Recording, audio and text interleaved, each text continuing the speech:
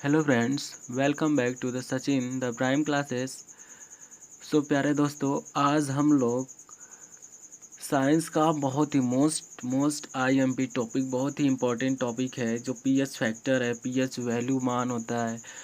जैसे यही एग्ज़ाम में हमेशा 2 नंबर का आता है कि अम्ल का दूध का पीएच मान कितना होता है, जल का पीएच मान कितना होता है, मानव मूत्र का पीएच मान कितना होता है। तो जितना भी पीएच से रिलेटेड क्वेश्चन बनते हैं इस वीडियो में हम सबको डिस्कस करेंगे, ठीक है। तो वीडियो के साथ बने रहिए। चलिए देखते हैं पीएच मूल्य कहते किसे हैं। पीएच का सबसे पहले फुल फॉर्म होता है पावर ऑफ हाइड्रोजन। मूल्य एक संख्या होती है। पीएच मूल्य एक संख्या होती है जो पदार्थ की अम्लीयता और क्षारीयता को प्रदर्शित करती है। तो अब डिफिनीशन ये बता रही है कि पीएच मूल्य एक ऐसी संख्या होती है जो पदार्थ की अम्लीयता और क्षारीयता को प्रदर्शित करती है। तो इससे आपको समझ में ये आ रहा है कि अम्ल और क्षार की पहचान करने वाले जो सूचक होता है एक प्रकार का, वह पीएच सूचक कहलाता है। अगर अम्ल रहेगा, अब देखिए पीएच पैमाने का पता किसने लगाया था? सोरेनसन ने लगाया था।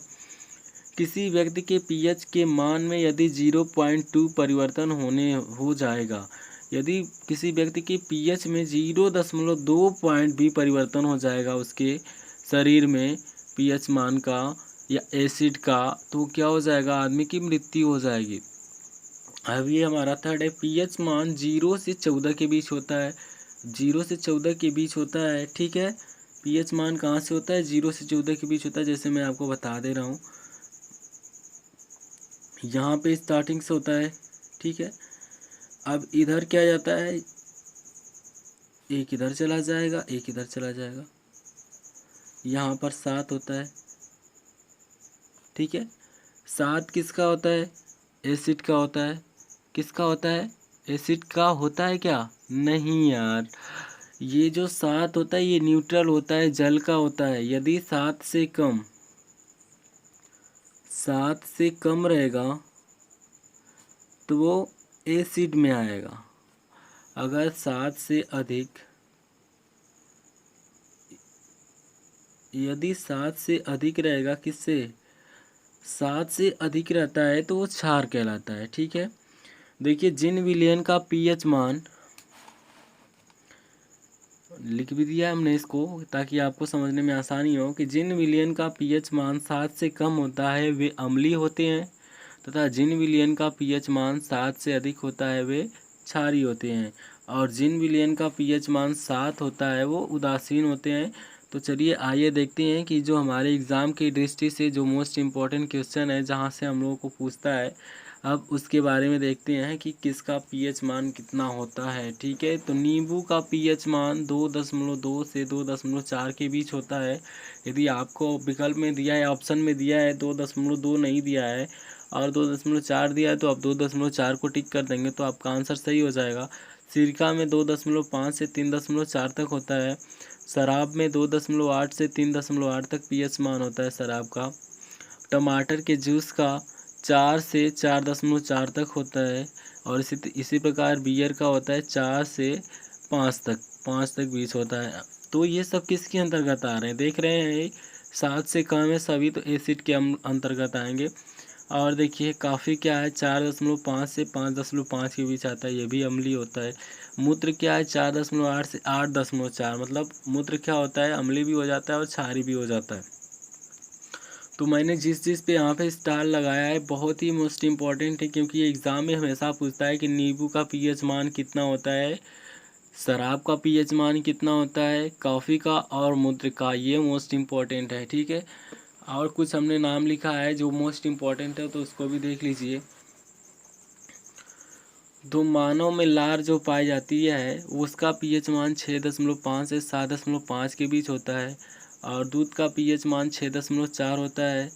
मोस्ट इम्पॉर्टेंट है, इसको ज़रूर याद कर लीजिए आप लोग। दूध का पीएच मान कितना होता है? 6.4 होता है।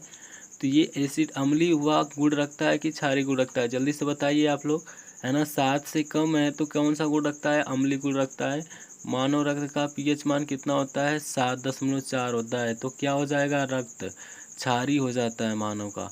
शुद्ध जल का पीएच मान 7 होता है, समुद्री जल का मान 8.4 होता है, और आंसू जो हमारी आंखों से निकलते हैं वो किसका होता है, कितना होता है, 7.4।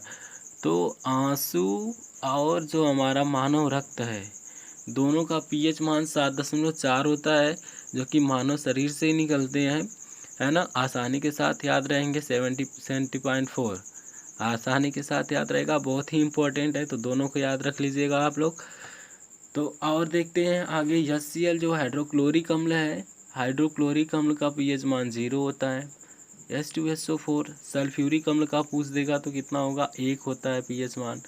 तो ये सब अम्लीय हैं। सेब का पीएच मान 3 होता है, सोडा का पीएच मान 3 होता है, अचार का पीएच मान 3.5 से 3.9 के बीच होता है। एसिड वर्षा जो अम्लीय वर्षा होती है उसका मान पीएच मान 5.6 से कम होता है। और NaCl सोडियम क्लोराइड है, उसका पीएच मान 7 होता है। क्यों? क्योंकि जो जल है उसका पीएच मान तो 7 ही होता है। ये जो है उदासीनीकरण के कारण इसका भी पीएच मान 7 होता है। और ये सोडियम बाइकार्बोनेट है NaHCO3 इसका भी पीएच मान 8.3 है, तो ये आपका क्षारीय के अंतर्गत आ जाएगा। और NaOH का पीएच मान 14 होता है। ठीक है, तो ये जितने भी पीएच मान है मैंने आपको बहुत ही शार्टली तरीके से एक नोट्स के माध्यम से बता दिया है, और इसमें से आप एक भी मिस मत करिएगा, सभी को याद कर लीजिएगा। आपके एग्ज़ाम में ये 2 नंबर पक्का दे कर जाएंगे तो गारंटी है। तो आप लोग सचिन द प्राइम क्लासेस के साथ जुड़े रहिए, चैनल को लाइक करते रहिए, शेयर करते रहिए, सब्सक्राइब करते रहिए। Thank you.